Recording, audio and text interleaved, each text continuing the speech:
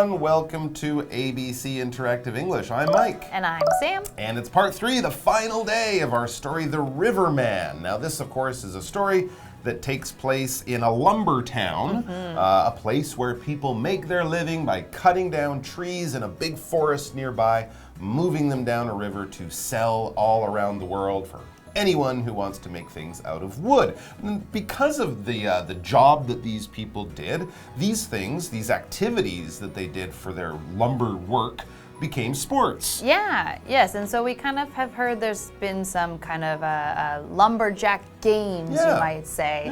And a lumberjack is another term for somebody who deals with timber, deals with lumber, all this kind of stuff. Kind of like a fisherman is on a boat catching fish. Lumberjacks are in forest cutting trees, chopping trees, moving trees, doing stuff with trees. Yeah, so they might not be necessarily rivermen anymore, but they do still work with trees. And so since then, they've come up with these lumberjack games where there's big competitions that people can come and play and, you know, compete for prizes and things like that. And we're just thinking about some of the games that they play are kind of fun. And they are. And one of them is the saw one with the two people. Oh, yes. Oh, that looks so hard. So there's a very long, wobbly saw. It's very thin. And a person stands on each side and they need to saw through a log as fast as they can. And apparently it's really hard. It is very hard. It can possibly be dangerous. And of course, these are the types of machines, they're tools, we should probably call them, that these lumberjacks used a long time ago. Another one that's very popular is they have basically a really long log. They stick it in the ground, so it's kind of like a tree, but it's much smoother, and they have to climb to the top of it. It might be 100 feet or higher, and some of these guys can go from the ground up to the top in less than 10 seconds. Oh, that's crazy. How do they do it? They have special spikes on their shoes. They use a little belt kind of around the tree that they work their way up really quickly. If you're interested in this kind of thing, Vancouver in Canada is a place they might have events like this, probably Washington State, Oregon, places like that where they still have big forests, where the lumber business, the business of cutting and selling trees, is a big part of the local community, culture, and even history, going way back in time, probably like the story that we're reading today. So yeah, if you're ever in that part of the world, check it out. You will definitely see some exciting competitive sports that you've never seen anywhere before in your whole life, and it's sure to be very entertaining and a little bit exciting too. All right, let's check out part 3 of The Riverman and find out what happens. I guess Dickie and Jimmy are gonna have their big rematch. We don't know. We'll find out.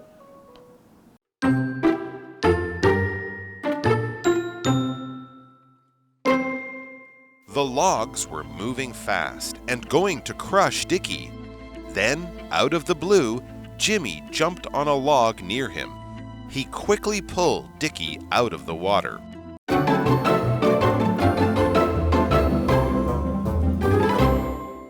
All right, so yes, The Riverman, part 3. When we finished up yesterday, Dickie, one of the competitors in the burling contest, was in big trouble. He was working as a lumberjack, working on this floating bunch of logs. He fell in the river, and all of these logs were moving past. This is really dangerous. As we learn in the first sentence today, the logs were moving fast and going to crush Dickie. Yeah, you don't want to be in the water surrounded by big, heavy logs being pushed and moved by the water. If you get in between, 2 logs come together, you are going to get, I would say, smushed. Yeah, I would probably say smushed too, because that would be like crushed and squished and like totally flat. That would be this kind of word. But we used crush, which if you crush something, you just flatten it or break it. Usually it's kind of a smashing motion. In actually one of my jobs, not really a job, but a chore that I had to do when I was a kid was I had to crush cans or pop cans and things like that before we put it into the recycling. So we had a little can crusher and it would take the can and go and then it'd be this big, put it in the recycle. It was kind of fun. Or you can use your foot. Yeah. You also could do that. So that's that kind of crush motion, this word here.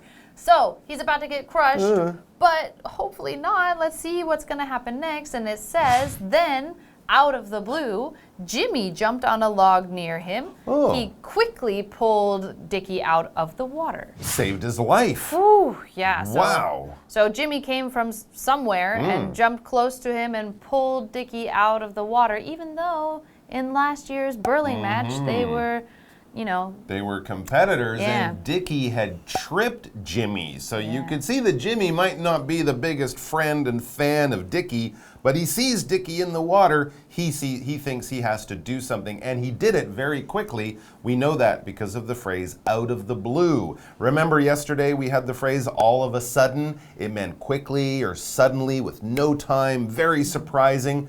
Out of the blue kind of means the same thing. You don't expect it, you had no idea it was going to happen, and then suddenly it happens. Maybe not quickly, but certainly in a surprising, sudden way. I was walking in the shopping mall, and out of the blue, my old school teacher came up and said hello. It was a surprising thing. Maybe it didn't happen quickly, but it certainly was not expected. Yeah, sometimes we can also say like out of nowhere. Something just came out, it just popped up, and we weren't expecting that thing. And then we had the word jump, and I think this is a word that we've seen, and you guys have probably seen quite often.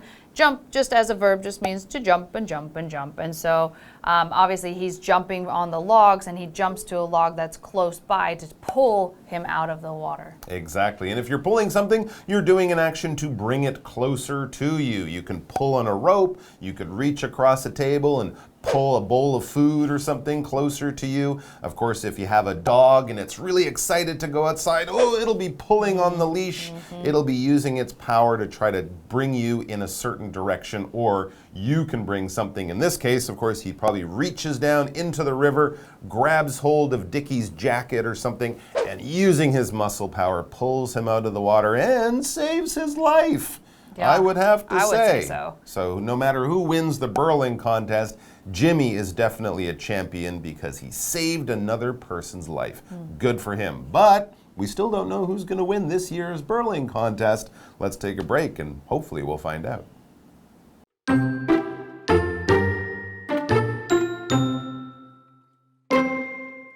Without a pause, the Rivermen threw themselves into their work.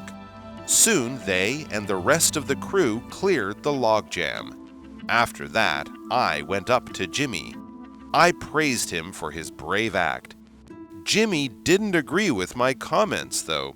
He said I was just saving him for the Burling match this 4th of July.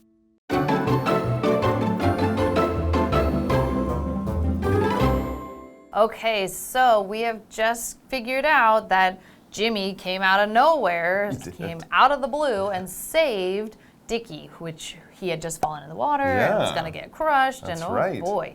So it's a little bit surprising because, like we said, Jimmy doesn't have the best impression of Dickie since Dickie tripped him in their match earlier the previous year. So it's a little bit surprising. But at the same time, it's saving somebody's life. It doesn't really he matter. kind of thought, and no thoughts like, let's go save him. Got to do it. And exactly. It doesn't really matter what you think of the person. If their life is in danger, you kind of have to do something. Yes, and so we see, without a pause, the Rivermen threw themselves into their work. So now they've all gotten back up on the logs, everybody's safe, and then they continue on. Yeah. And they're like, all right, let's keep working. We still got to get rid of this log jam, get all these logs down the river. That's right. No it's time for break. It's important, serious, and dangerous work. So they probably don't have time to take a pause. And it would probably maybe even be dangerous to pause right at this point with all these logs banging together down the river and people being near them. Because when you pause, you basically stop what you're doing for a short amount of time. It might be like taking a rest or something. You can pause to use it as a verb, or you can take a pause or have a pause or pause here or something like that. Just say, all right, hang on, time out. We're going to stop for a moment. But then, of course, the idea is you will get back to work. But when the action's happening, if you're working in a restaurant and it's a busy Saturday night, you might not have time to pause because there's way too much going on. There's no time to take a break or pause. Back to the article soon. They, that's the Rivermen, and the rest of the crew cleared the log jam. As we said, this is probably the spring. Lots of logs are floating down the river, all the logs they saved up over the winter. So they really have to get them moving, and there's a small space in the river. Everyone needs to pay attention. They're doing their job well. After that, it says, that's the writer, I went up to Jimmy. Jimmy, the guy who lost last year, who kind of lost in an unfair way, but who also saved the life of the person who beat him just a moment ago. So I guess the writer is kind of saying, wow, that's amazing. You're a hero. Or something like that. Yeah, and also because the writer, he went up to Jimmy after the game, so he obviously knows Jimmy in some way. And so he went up and was like, oh, probably said something like, oh, sorry you lost, da-da-da-da-da. But that's when Jimmy told him that he got tripped. Yeah. So now he's like, so the writer is probably like, oh, wow, you still saved his life. And he's coming up and wants to talk to Jimmy and see. And in this part, we had the word crew. So this crew, this word means the group of people who are working on something together. And so in this case, it's the lumberjack crew or the Riverman crew. So all of the Rivermen working together to get the job done. But you could have, maybe if you were filming a movie or something, you might have a camera crew. So it's all the people who are working together with the camera, or the lighting crew, or just the crew could be literally everybody working. So we use this a lot. You also see it a lot on boats. You say the people who are running the boats, they're the crew, and you have the captain, and then you have the crew. And then if we continue on, so now the writer has gone up to Jimmy and he wants to know what's going on or praise him and all this kind of stuff. So he says, I praised him for his brave act. Jimmy didn't agree with my comments, though. Interesting. Yeah, so he's like, hey, you did a good job. Yeah, you're a hero. You saved his life. You did something amazing. When you praise someone, you tell them they did something amazing. You tell them how good they are, how much you admire them or respect them or something. You're using words and maybe other actions to show your respect, to show how you think someone did something well, how you're kind of putting them up there in a special position, clapping your hands, cheering for them, chanting their name, you're number one. Whatever you're doing, you're showing that person you think of them in a very positive, good kind of way. Even if you do it to your dog, come here, good boy, something like that. We would also call that praising your dog by showing them that you're happy with their actions or what they did. And in this case, in most places, if someone does something amazing, saves someone's life, they'll praise them. You might get to meet the president, get your picture in a newspaper. Get a medal. Because you were very brave. Yes, and so he's like, you're so brave. Brave, it also means courageous. You didn't act scared, or maybe you were scared, but you still did that thing. You faced your fear. So you were very courageous, you were very brave, you were very like a hero. You faced that thing. And so in this case, he's like, wow, you could have been crushed, but you still went and saved him. So that's very brave. But Jimmy is kind of like, hey, no, you don't need to praise me. He's kind of disagreeing with the writer's comments. And well, I think we're going to find out why. Exactly. So, the writer's praising Jimmy. He's like, no, I wasn't doing it to be brave. It wasn't anything like that. So why did he go out there and save Dickie's life? He said, I was just saving him for the birling match this 4th of July. Okay, so Jimmy's still pretty brave, but he's like, nah, I didn't do it because I'm a great, wonderful, nice person. I did it because I want to beat that guy in the next contest we have because he beat me last year. He cheated. I don't want him to say, oh, I can't play against you this year because I'm dead. No. I'm going to beat you on the 4th of July. So it's actually kind of a selfish reason. Yeah, he still wants his revenge. that Jimmy saved Dickie. I would say he's still brave, but he's maybe being a little bit humble, or also telling, the real truth is that I just want to kick his butt when I face him next 4th of July. So there you go. Well, I still say he's brave. Yeah, I think so too. I don't care. It's a scary situation. You jump into danger to save someone. I don't care why you did it. You're still pretty brave because you can get hurt. So let's try to be brave and courageous, even if we're not doing it for the purest of reasons, because of course that would make the world better. Maybe not a lot better, but a little bit better. At least a little bit. Thanks for joining us, guys. We'll see you very soon. Until then, bye-bye!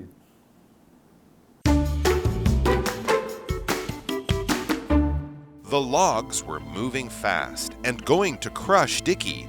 Then, out of the blue, Jimmy jumped on a log near him. He quickly pulled Dickie out of the water. Without a pause, the Rivermen threw themselves into their work. Soon they and the rest of the crew cleared the logjam. After that, I went up to Jimmy. I praised him for his brave act. Jimmy didn't agree with my comments, though. He said, I was just saving him for the birling match this 4th of July.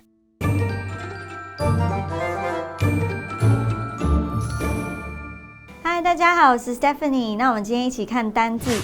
第一个单字呢是 jump， 动词，跳跃。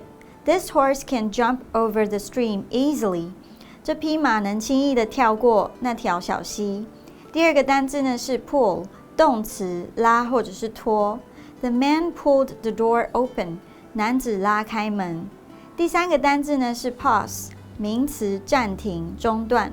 Jared drank the whole can of beer without any pauses. Jared 喝光了整罐啤酒，没有任何停顿。最后一个单字呢是 brave， 形容词，勇敢的。Ray was brave to start his own business at a young age. Ray 在年轻的时候就勇敢的创业了。好，那我们看一下今天的文法。第一个文法呢是 out of the blue， 令人意外的，毫无预警的。这个用法源自于 a bolt out of the blue。bolt 是闪电，名词。蓝天中突然出现一道闪电，也就是晴天霹雳。out of the blue 就引申成毫无预警、突然的意思。Out of the blue, Darcy married someone she just met. 出乎意料的 ，Darcy 嫁给她刚认识的人。第二个文法重点呢是 somebody throws oneself into something。某人全心全意地做某件事情。Sunvi threw herself into the research. Sunvi 专心投入这项研究。那要留意的是，这边的介系词是 into。句子里面的 research 就是名词研究的意思。最后一个文法重点呢是 A agrees with B。A 认同 B。Agree 在这里是意见一致、认同。要注意的地方呢是它所搭配的介系词是 with。I agree with the points he made. 我同意他提出的观点。好，那我们的讲解就到这里。See you.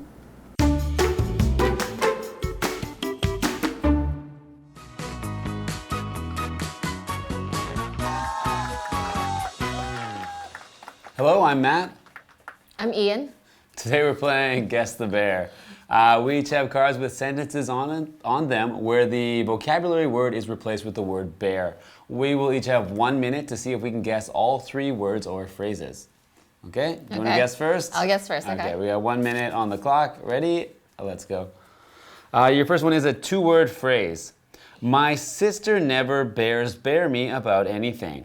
He usually bear whatever we want to do. Goes along? Sort of. It's Goes with? almost. Wait, say the first sentence. My sister never bear me about anything. Never He usually bear whatever we want to do. Is okay? Not quite. Let's try next one. Okay. Next one's a noun, 1 word. There was a short bear before she spoke. His strange answer gave me a bear. Pause. That's right. Next one is an adjective. I wasn't bear enough to ask him out. The bear soldiers were honored by the president. Fearless. I wasn't confident. I wasn't brave enough. Yes. Okay, back to the phrase. My sister never bear me about anything. Never bears. He usually bear whatever we want to do. Oh, we're out of time. What is it? Okay, this one was agrees with. Oh. So my sister never agrees with me about anything, and he usually agrees with whatever we want to do. Okay. All right. With the phrases. All right, ready? My turn. You ready? Okay, let's put 1 minute on the clock and go. Okay, the first word is a verb. It's 1 word. Don't bear the dog's tail or he'll bite you. He bared the plug out of the wall. Pull? Yes. Okay. Okay, second is also a verb. It's 1 word. We bared on the trampoline all summer. The loud noise made me bear in surprise. This must be jump? Yes. Okay. Okay, last one is going to be a phrase. It's 4 words now. Okay. Okay. My childhood friend called me bear, bear, bear, bear. Second sentence is bear, bear, bear, bear. They received a letter from her. Call me bear, bear, bear, bear, bear, bear, bear, bear. So it's a phrase. It's 4 words. After a short time? No, my childhood friend called After a long time. called me bear, bear, bear, bear. Bear, bear, bear, bear. They received a letter from her. After many years? Okay. The correct answer is out of the blue. Out of the blue, yes. okay. My childhood friend called me out of the blue. Out of the blue, they received a letter from her. Oh, okay. Yeah.